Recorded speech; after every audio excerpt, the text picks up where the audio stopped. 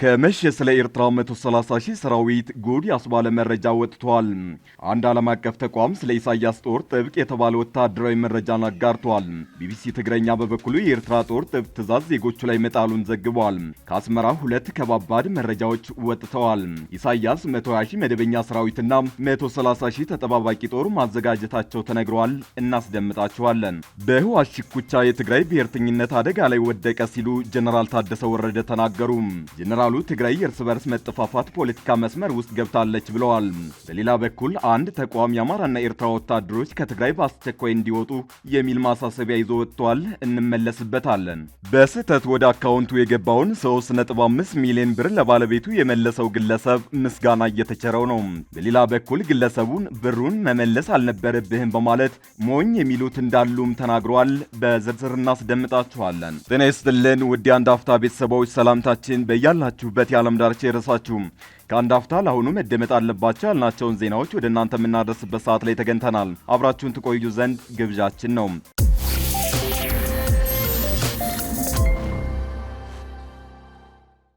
ከመሸ ስለ ኤርትራ 130 ሺህ ሰራዊት ጉድ ያስባለ መረጃ ወጥቷል። አንድ ዓለም አቀፍ ተቋም ስለ ኢሳያስ ጦር ጥብቅ የተባለ ወታደራዊ መረጃን አጋርቷል። ቢቢሲ ትግረኛ በበኩሉ የኤርትራ ጦር ጥብቅ ትዕዛዝ ዜጎቹ ላይ መጣሉን ዘግቧል። ከአስመራ ሁለት ከባባድ መረጃዎች ወጥተዋል። ኢሳያስ 120 ሺህ መደበኛ ሰራዊትና 130 ሺህ ተጠባባቂ ጦር ማዘጋጀታቸው ተነግረዋል። ይህ ሁሉ ጦር አሰብን እንዲጠብቀውና እንዲከላከል ጥብቅ ትዕዛዝ ተሰጥቶታል። በፍርሃት የተሸበበው ሻዕቢያ ያለውን ጦር ሁሉ ወደ አሰብ ድንበር ክተት ያለ ሲሆን የሀገሪቱ ዜጎች ከሀገር እንዳይወጡ አዲስ ትዕዛዝ መስጠቱንም ቢቢሲ አሳውቋል። የአሰብ ነገር ሊለይለት ከጫፍ ደርሷል። ኢትዮጵያም ኤርትራም ጦራቸውን አስጠግተዋል። የኢትዮጵያ ሜካናይዝድ ጦር ከሻዕቢያ ሰራዊት ጋር በመድፍ ርቀት ሆኖ ተፋጧል። ኢትዮጵያ ለአሰብ ተልዕኮ ግዙፍ ጦሯንና አዳዲስ መሳሪያዎችን ማስገባቷን ተከትሎ የራዱት ያዳሎ ቤተ መንግስት ሰዎች ዛሬ ደግሞ ያላቸውን 130 ሺህ ጦር ሁሉን አሰብን እንዲከላከል ትዕዛዝ ከመስጠት ባለፈ የሀገሪቱ ዜጎች ለጦር ግዳጅ በሚል ከሀገር እንዳይወጡ የሚያዝ ሕግ አውጥቷል። ግሎባል ፋየር ፓወር የተሰኘው ተቋም ስለ ኤርትራ ወታደራዊ ቁመና ሪፖርት አጋርቷል። በሪፖርቱም ኤርትራ 130 ሺህ ጦር እንዳላት ተናግሯል። የኢትዮጵያ ሰሜናዊ ተዋሳኝ የሆነችው ኤርትራ በዚህ ዓመቱ የግሎባል ፋየር ፓወር ኢንዴክስ ላይ በወታደራዊ አቅም ከ145 ሀገራት 120ኛ ደረጃ ስትሆን ከአፍሪካ ደግሞ 26ኛ ደረጃ ላይ ትገኛለች። ከ6.3 ሚሊዮን በላይ ህዝብ ያላት የኤርትራ 120 ሺህ መደበኛ ሰራዊትና 130 ሺህ ተጠባባቂ ኃይል አላት ብሏል። አገሪቱ ለሰራዊቷ 198 ሚሊዮን ዶላር ዓመታዊ በጀት ትመድባለች። ኤርትራ የምድር የአየርና የባህር ኃይል አላት። ይህ በእንዲህ እንዳለ የኤርትራ ጦር ጥብቅ ትዕዛዝ ዜጎቹ ላይ መጣሉን ቢቢሲ ትግረኛ ዘግቧል። ኤርትራ መንግስት በቅርቡ ያወጣው ጥብቅ የኢሚግሬሽን መመሪያ ዜጎች ከሀገር እንዳይወጡ መገደቡ በውጭ ሀገራት በሚገኙ ኤርትራውያን ዘንድ ቅሬታ ማስነሳቱን ቢቢሲ ትግረኛ ዘግቧል። በሀገሪቱ በኢሚግሬሽን መስሪያ ቤቱ በኩል የወጣው አዲስ የጉዞ መመሪያ ቤተሰቦቻቸውን ከሀገር ለማስወጣት እንቅፋት እንደፈጠረባቸው በውጭ ያሉ ኤርትራውያን ለቢቢሲ ተናግረዋል። በአውሮፓ የምትኖር አንዲት ኤርትራዊ ወጣት በጎረቤት ሀገር ከወላጆቿ ጋር የመገናኘት ተስፋ የነበራት ቢሆንም በዚሁ ጥብቅ የጉዞ ገደብ መመሪያ አልተሳካላትም። ወጣቷ እንደምትለው የሀገሯ መንግስት ከ70 ዓመት በታች የሆኑ ወንዶች ወደ ውጭ ሀገር እንዳይሄዱ በመከልከሉ ከወላጆቿ ጋር በመገናኘት ተስፋዋን አጨልሞባታል። ሌላው በኡጋንዳ የሚኖር አንድ ኤርትራዊ ወጣት ሊያልፈው ጥቂት ወራት የቀረው ወላጅ አባቱን በሰርጉ ላይ ተገኝቶ እንዲመለስ ቢፈልግም እንዳልተሳካለት ገልጿል። የኤርትራ መንግስት ባወጣው የጉዞ ገደብ ምክንያት አባቱን በሰርጉ ላይ ባለመገኘቱ እጅግ እንዳዘነ ወጣቱ ተናግሯል። ሌላው በስደት የምትገኝ ኤርትራዊ ሴት ደግሞ የታመመ ወላጅ አባቷን ለማሳከም ከኤርትራ ለማውጣት ጥረት ብታደርግም አባቷ የጉዞ ፍቃድ ቤተሰቦቿ አለማግኘታቸውን ገልጻለች። አባቷ ወደ ውጭ ሀገር እንዳይጓዝ የተጣለባቸውን ገደብ ተከትሎ የተሻለ ሕክምና ባለማግኘታቸው ጤንነታቸው እንዳሳሰባት ትናገራለች። አባቴ በአዲሱ የጉዞ መመሪያ ሕክምና ተከልክሏል ስትል ተገቢ ያልሆነ ገደብ መጣሉን ከባድ ችግር እያስከተለ መሆኑን ጠቁማለች። አባቷ በከባድ ህመም ምክንያት ለተሻለ ሕክምና ኤርትራን ወጥተው በጎረቤት ሀገር ከአንድ ዓመት በላይ ቆይተው የነበረ ቢሆንም በአዲሱ የጉዞ እገዳ ምክንያት ለሁለተኛ ቀጠሮ ከሀገር እንዳይወጡ መከልከላቸውን ትናገራለች።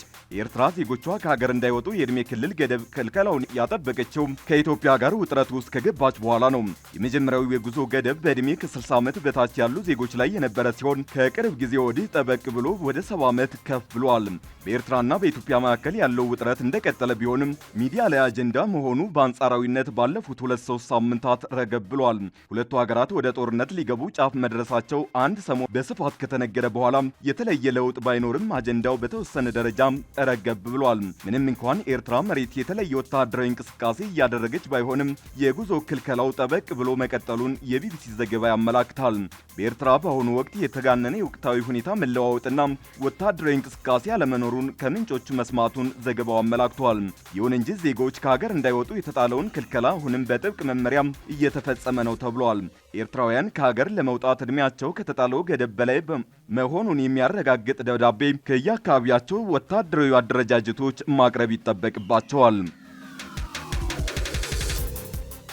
በህወሓት ሽኩቻ የትግራይ ብሔርተኝነት አደጋ ላይ ወድቋል ሲሉ ጀነራል ታደሰ ወረደ ተናገሩ። ጀነራሉ ትግራይ የእርስ በርስ መጠፋፋት ፖለቲካ መስመር ውስጥ ገብታለች ብለዋል። በሌላ በኩል አንድ ተቋም የአማራና ኤርትራ ወታደሮች ከትግራይ በአስቸኳይ እንዲወጡ የሚል ማሳሰቢያ ይዞ ወጥቷል።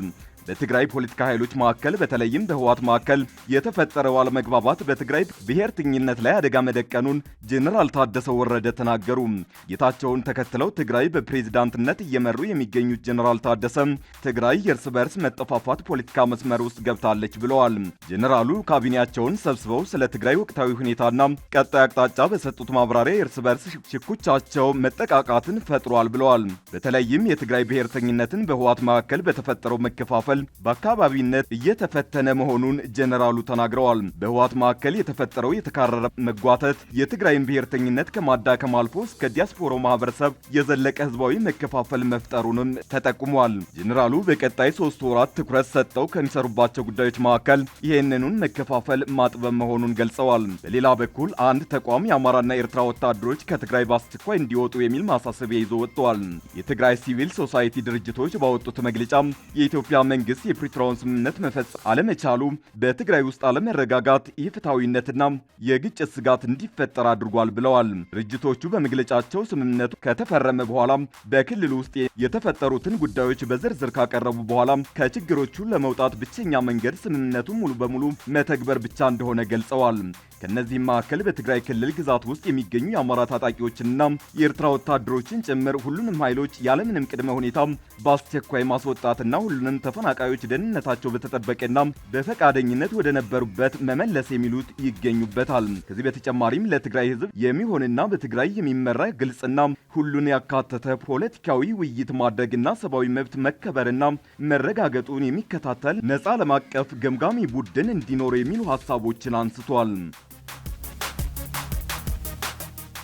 በስህተት ወደ አካውንቱ የገባውን 3.5 ሚሊዮን ብር ለባለቤቱ የመለሰው ግለሰብ ምስጋና እየተቸረው ነው። በሌላ በኩል ግለሰቡን ብሩን መመለስ አልነበረብህም በማለት ሞኝ የሚሉት እንዳሉ ተናግሯል።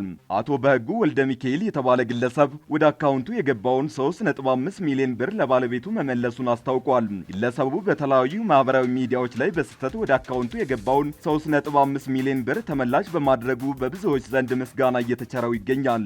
ቲክቫ ኢትዮጵያ በጉዳዩ ዙሪያ በስም ተጠቃሹን ግለሰብ አግኝቶ ያነጋገራቸው ሲሆን የባንኩ ባለሙያ አስተያየትና ምክርንም ጠይቋል። ከባንክ ወደ ባንክ በሚደረግ የገንዘብ ዝውውር ሂደት በተፈጠረ ስህተት ከሌላ ግለሰብ ወደ አካውንቴ የገባውን 3.5 ሚሊዮን ብር ለባለቤቱ ተመላሽ አድርጌያለሁ ሲል አቶ በህጉ ለቲክቫ ኢትዮጵያ ገልጿል። እኔም የሥራ ሰው ነኝ። እንደዚህ አይነት ክስተት ሊያጋጥመኝ ይችላል። ስለዚህ ገንዘቡን የኔ ስላልሆነና ለባለቤቱ መመለስ ስላለብኝ ሳላቅማማ መልሻለሁ ሲል አቶ በህጉ ተናግሯል። አቶ በህጉ አክሎም ብዙ ሰዎች ሞኝ እንደሆንኩ መመለስ እንዳልነበረብኝና በመልስም ከላዩ ቀንሼ መሆን እንደነበረበት አስተያየት ሲሰጡኝ ሰምቻለሁ።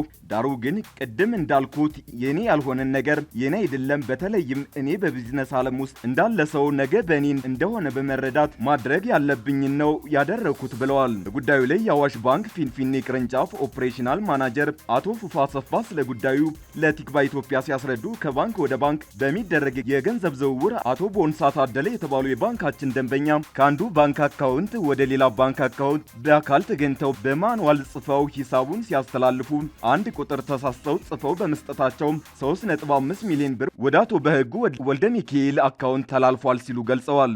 ባንኩ ለአቶ በህጉ በመደወል ሁኔታውን ማስረዳቱንና አቶ በህጉም ተባባሪ በመሆን ለባለቤቱ ገንዘቡን ተመላሽ ማድረጋቸውን አስታውቀዋል። ከባንክ ወደ ባንክ በሚደረግ የገንዘብ ዝውውር ሂደት ይህ አይነቱ አጋጣሚ የመፈጠር እድሉ ሰፊ ነው። ሁሉም ሰው በብር ዝውውርና አጠቃላይ በባንኩ አጠቃቀም ወቅት ተገቢውን ጥንቃቄ ማድረግ አለበትም ሲሉ አሳስበዋል።